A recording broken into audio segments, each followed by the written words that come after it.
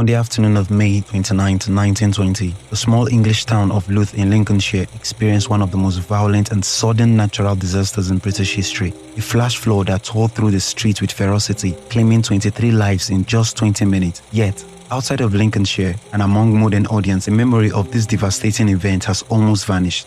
In this video, we recover that memory, rebuilding the day brick by brick with facts, testimonies, and the emotional weight of the town changed forever.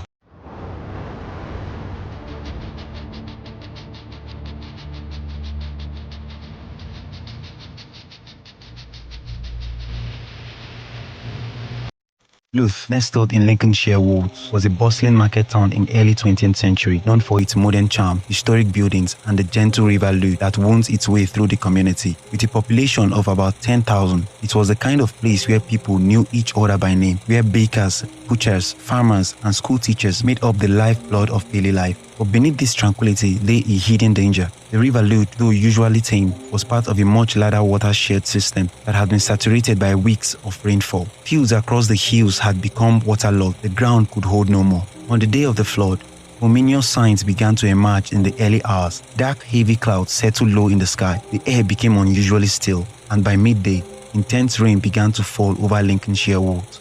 Meteorologists would later describe this as an extraordinary downpour, and some parts of the hills receiving over 100 mm of rain in under 2 hours. The water had nowhere to go but down, rushing through narrow valleys, sweeping up debris, and gaining mass as it sped towards Louth. By mid-afternoon, the river Louth swelled beyond its banks. The warning signs were subtle at first: rising water levels, gutters spilling over, storm drains gulling ominously. But then, without warning, a massive surge of water, an estimated 15 million gallons, rushed into the heart of the town. It tore through the streets like a tidal wave, engulfing homes, shops, and churches. Eyewitnesses describe it as a black wall of water, at least 8 feet high, crushing through buildings, lifting carts, tearing down walls, and sweeping people away before they could react. Entire households were lost in minutes. The floodwater surged with such speed that some victims were never found. One particularly tragic case involved the family of Mr. William Carr, whose house on James Street was hit so sudden that 5 members of his household were drowned before they had time to scream. In the chaos, horses were seen swimming down the main street, and heavy wagons were hurled like toys. Dozens of homes were obliterated, hundreds were flooded, and bridges were smashed. The damage was indiscriminate. Wealthy merchants and poor laborers alike suffered. Yet, amid the destruction, stories of heroism emerged. Dr. W.J. Higgins, a local physician, had been assisting in a childbirth when the water surged through the neighborhood. Without hesitation, he left the mother in safe hands and waded out into the current to save a drowning man caught on a fence. Minutes later, drenched and exhausted, he returned to deliver the baby successfully. His coat still soaked with floodwater. Other townspeople formed human chains to rescue neighbors from collapsing homes. In a single case, an elderly woman named Sarah Bowles was pulled through a second-story window by a neighbor moments before her ground floor collapsed. By the evening, the rain had stopped, but the town lay in ruin. Streets were choked with mud and rubble. Basements were submerged and bodies were still being recovered. The final death toll was 23, but the psychological impact was far greater. Families had been shattered. Generations of property had been destroyed. Dozens were left homeless. As dawn broke the next day, the town's residents began the grim task of recovery, removing debris, salvaging what they could, and identifying the dead.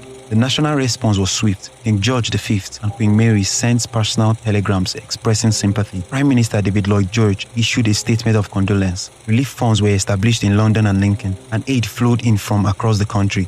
Newspapers like the Sunday Mirror and Sheffield Independent ran front-page stories with headlines such as "Louth in ruins, the flash flood destroys town centre." Photographs of destroyed homes, broken bridges, and lines of mourners at mass graves captured the nation's attention briefly. In the weeks that followed, engineers and civic leaders convened to ensure such a tragedy would never happen again. River banks were reinforced, new drainage channels were proposed, and an early warning system was considered. Though some measures were implemented quickly, the idea of a flood siren on National Hydrology Service would not materialize until decades later.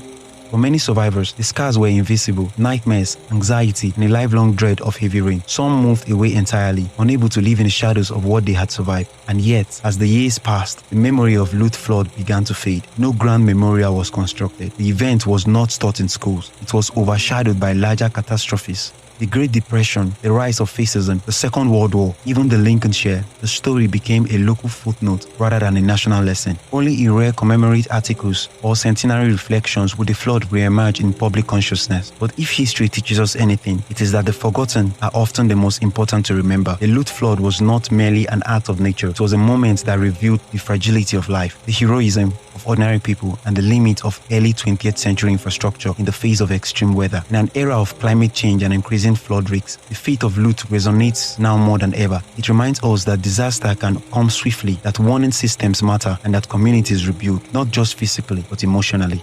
To this day, if you walk through Louth, you might pass the river Louth without noticing it. It runs quietly now, domesticated by modern engineering, watched by sensors and CCTV. But on the side of a few brick buildings, 8 watermarks still remain, etched into the stone as a silent reminder of the day when the river rose, the town wept.